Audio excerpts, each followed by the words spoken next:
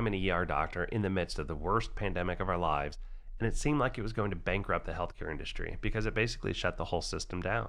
No one was providing care. All the outpatient offices were closed, and surgeries were canceled. And for the first 6 weeks, no one was coming to the ER, despite it not really being in our state yet. Nobody had PPE, so they just shut everything down. I mean, as an ER group, we couldn't even make payroll. We weren't seeing any patients.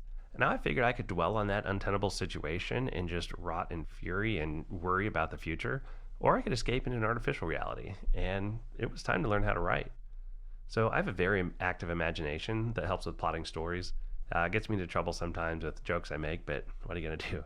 So I sorted out the plot of a story in a few hours and wrote it all down in a Google document. Then I grabbed my colleagues and say, hey, let me tell you a story. And the best part was that the story ended up with the setup for a sequel. My colleagues were either just being polite or they thought it was a pretty good idea.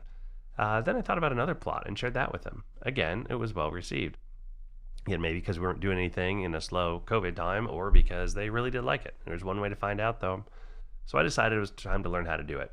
So I bought a few books on writing from Amazon, watched a lot of YouTube videos, and I watched a master class by James Scott Bell. And once I'd finished that, I knew there was a process I could follow. Like there was a formula to writing fiction. And that's something that I could follow. It's something I could do.